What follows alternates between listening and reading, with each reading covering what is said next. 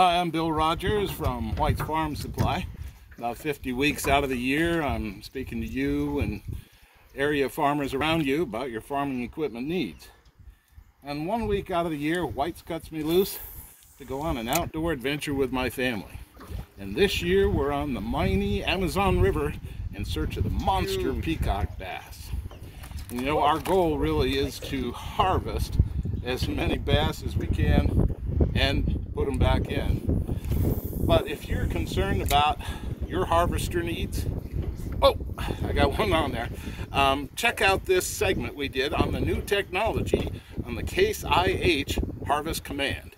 Well, if you're looking for the peak in regards to efficiency when it comes to harvesting, look no further than Case IH.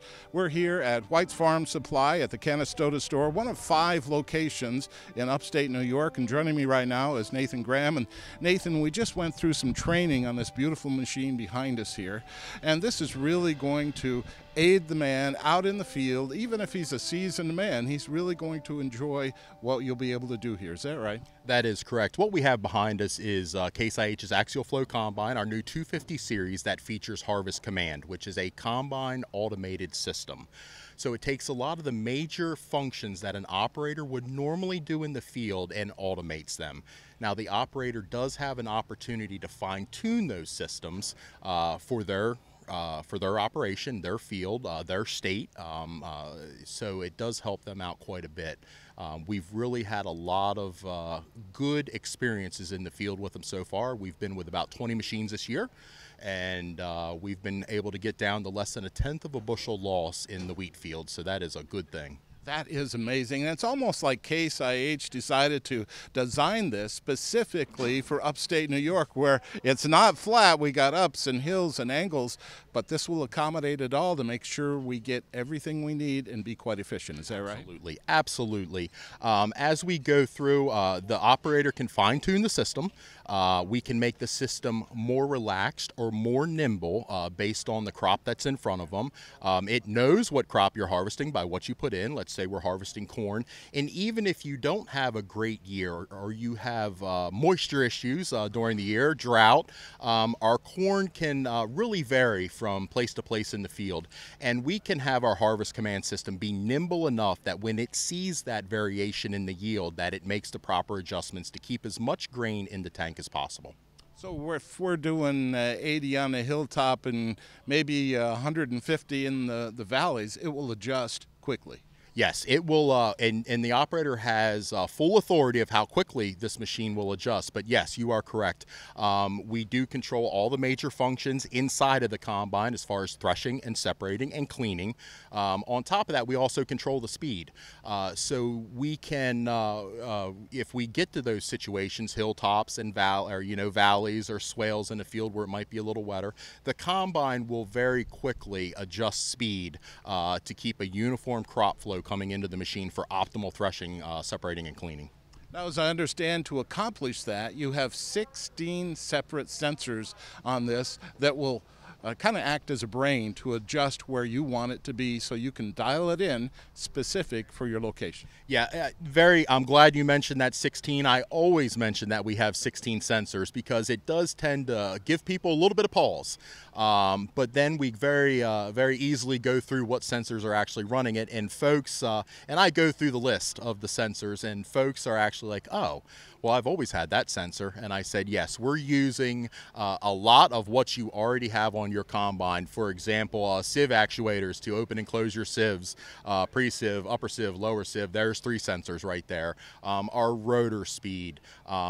We do have a couple new ones, those being the sieve pressure sensors on the rear of the combine, our cage vanes, which are on top of the cage, which allow us to speed or slow down the crop mat going through the machine. And then the true meat and potatoes of the system is our camera.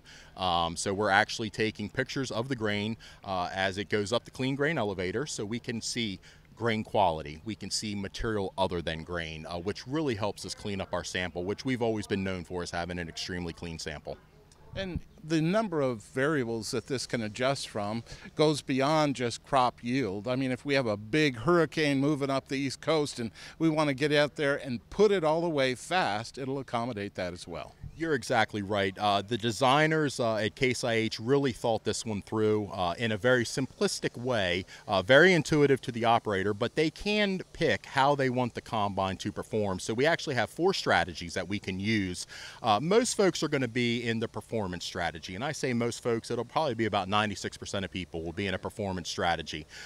These guys are going to be looking for their losses to be king of the day. They don't want grain on the ground. They want it in their pocketbook. So we'll look at our rotor loss and sieve loss sensors to kind of command the day. We also have a best grain quality setting, which will take our camera into account. It does not get rid of rotor and sieve losses, but it will look at the camera first and make sure that we really have a nice clean sample. We have undamaged grains before it looks at the other aspects of the machine or other parameters of the machine. Then we have a maximum throughput, which you alluded to. If we have storms coming or we have adverse weather in any respect coming and they need to get in and out of the field quickly, we do have a maximum throughput mode, which will run as much as the combine will run through the field, up to 120% engine power. So really asking for all that our FPT engine has to offer to get it through. It will then look at our losses a little later down the line, but what it's going for is speed and productivity in the field. And then our last one is fixed throughput, and this is for the guy who generally sees his combine sitting in the field for a half an hour waiting on trucks.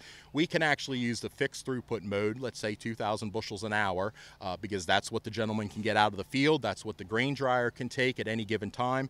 So we can actually set the machine to run that 2,000 bushels an hour. So his operator doesn't race through for the first 20 minutes to sit for the next 40 minutes waiting on trucks. So it does give the operator, the customer, a lot of variation. Although it is an automated system, the customer has a lot of say in how that machine runs and works in his crops. Well, you know, even for a seasoned combine operator, it can be very challenging, and this is just another very powerful tool to make them efficient to be able to get the job done. Absolutely. I see some pushback from some of the guys that really know their machines, and they're like, you know, I know my machine just fine. I don't need an automated combine.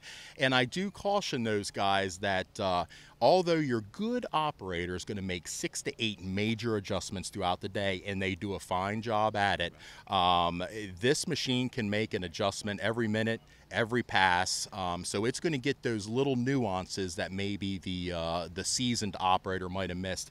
And I also would be remiss if I didn't mention that 2 or 3 weeks into harvest time, at 11 o'clock at night, having to fill that last hopper bottom just to be out the very next day, you're probably a lot less in tune, whereas Harvest Command will not get tired, whether it be 9 o'clock in the morning or 11 o'clock at night, whether it be the first day of harvest or the 31st day of harvest, it will run the same. Well, I tell you what, a very powerful tool for all of you out there who would like to take a look at automation. You can log on to the White's website, whitesfarmsupply.com. And Nathan, I want to thank you so much for being on. Thank you for having me.